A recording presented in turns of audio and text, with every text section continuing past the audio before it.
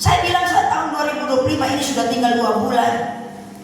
Dari bulan Februari saya dapat itu dan saya bikin di slide bahwa sesungguhnya tahun-tahun ini, hari-hari ini kita tidak perlu membuktikan diri kita di hadapan manusia. Kenapa?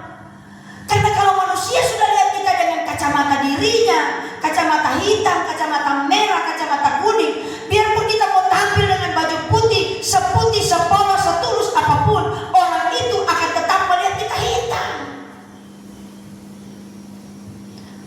Kita gak perlu membuktikan diri kita siapa di hadapan manusia. Kita buktikan saja siapa kita di hadapan Tuhan. Banyak kita masuk dalam hadirat Tuhan, banyak kita masuk dalam doa dan penyembahan supaya Tuhan berkenan kepada kita. Haleluya. Manusia lahiriah kami semakin merosot. Dari mana manusia lahiriah? Manusia lahiriah ini adalah tubuh kita ini yang semakin merosot. Merosot karena apa? Karena persoalan, karena tekanan hidup, karena pergumulan, karena kebutuhan, karena hinaan, karena cecaan, dan lain-lain sebagainya. Saudara, bisa membuat ada orang bilang, aduh kenapa kamu sudah kurus? Oh iya, banyak pikiran. Ternyata badan kita bisa kurus, gak perlu kita diet. Kalau kita udah banyak persoalan, oh makan pun tidak bisa. Haleluya. Manusia lahirnya makin merosot. Kelihatannya kita banyak ambil puasa, kita berdiam diri. Kita berdiam diri di hadapan Tuhan, kita puasa, kita doa. Dan di dalamnya saudara, Alkitab berkata, sekalipun manusia daging kita yang lahiriah ini semakin mengecil, semakin merosot, namun manusia roh kita, manusia batiniah kita, makin hari, tiap hari makin dibaharui oleh Tuhan. Amen. Tubuh kita boleh habis. Ada lagunya itu.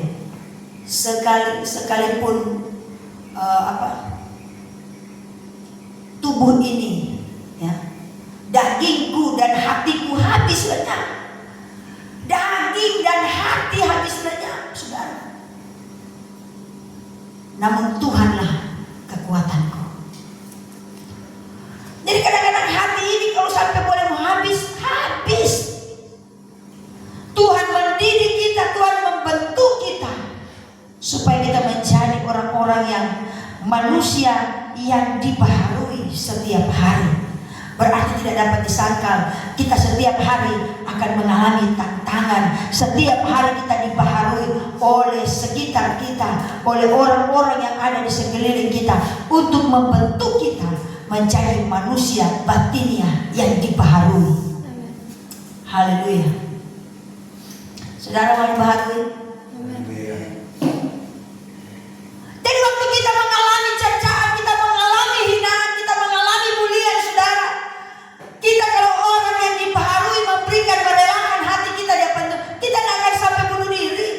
Ada orang terlalu banyak dibully, diintimidasi, tanpa kita sadar bulian kita itu membuat orang bisa bunuh diri, saudara. Tapi kita kadang-kadang gak merasa bahwa kita menyakiti orang. Kita dibully sehingga menyebabkan orang lain bunuh diri, saudara. Dan kita juga kalau gak kuat dibully, kita gak kuat diintimidasi, kita gak kuat mengalami hinaan dan cercaan, maka kita juga bisa depresi, saudara. Tetapi saya percaya orang-orang yang hatinya, manusia rohnya semakin dibaharui oleh Tuhan, dia mengandalkan kekuatan Tuhan, maka saya percaya dia akan mengalami kemuliaan. Ayat 17 bilang begini, saudara. Sebab penderitaan ringan yang sekarang ini mengerjakan bagi kami kemuliaan kekal yang melebihi segala-galanya, jauh lebih besar daripada penderitaan kami. Jadi saudara, saya mau bilang hari-hari ini penderitaan yang kita alami, tekanan-tekanan yang kita alami, saudara, Alkitab bilang, dan hari ini saya percaya bahwa inilah janji Tuhan, perkataan Tuhan kepada kita semua, bahwa penderitaan ringan, katakan penderitaan ringan.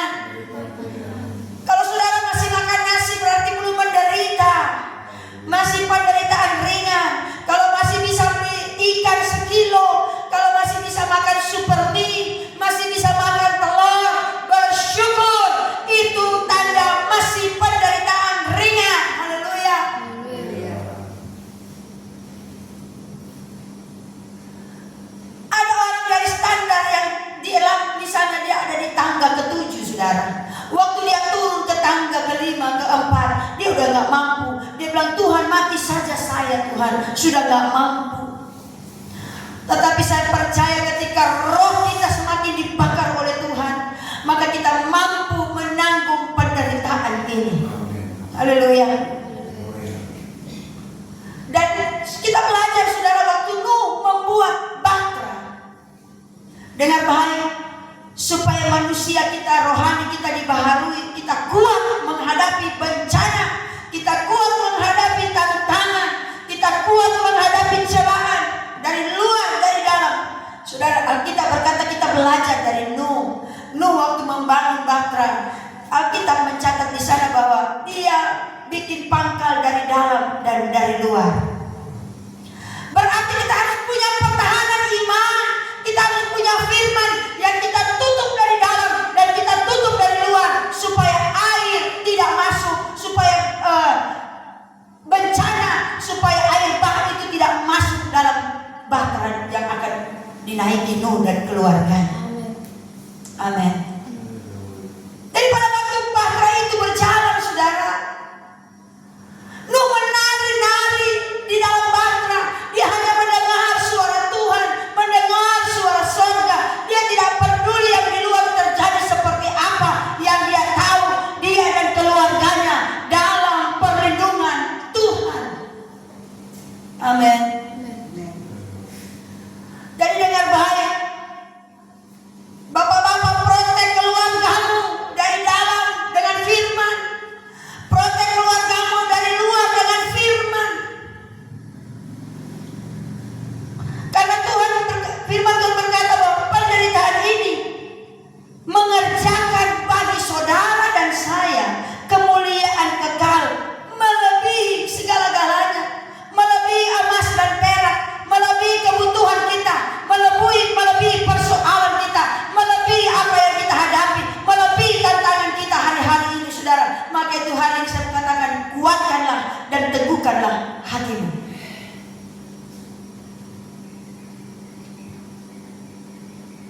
Ini dia bilang begini, saudara.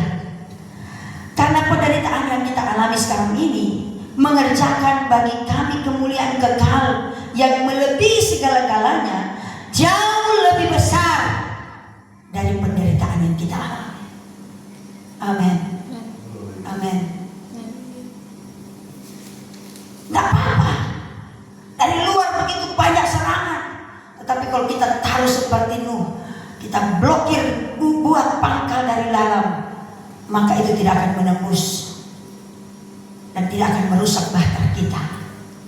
Amin. Amin. Ayat 18. Sebab kami tidak memperhatikan yang kelihatan, melainkan yang tak kelihatan.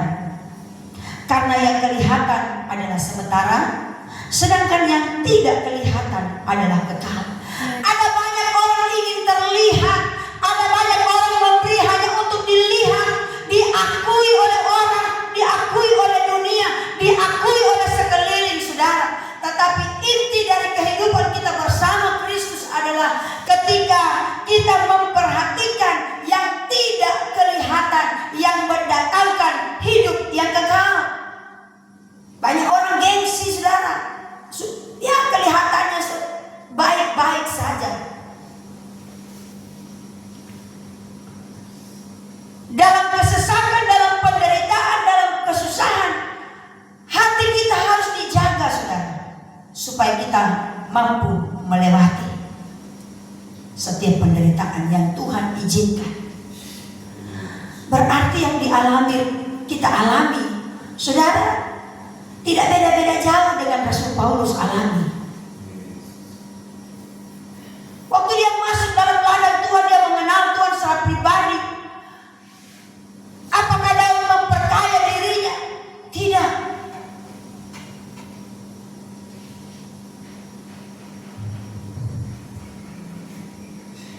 Tetapi Daud memperlengkapi dirinya dan umat-umat yang percaya, yang mengikuti dia, yang percaya kepada Tuhan. Dia perlengkapi dengan firman supaya kita menjadi orang-orang yang kuat. Jemaat di Korintus menjadi jemaat-jemaat yang kuat di dalam Tuhan. tidak gampang terombang-ambing. Rasul Paulus mengajak, bahkan hari ini saya mengajak kita semua, mari kita jangan terlalu memperhatikan yang kelihatan di luar. Kita mau kelihatan baik di muka orang, kita mau kelihatan baik di muka semua orang, saudara. Makanya biar kita melenceng, kita terobos terus. Yang penting orang menilai kita baik.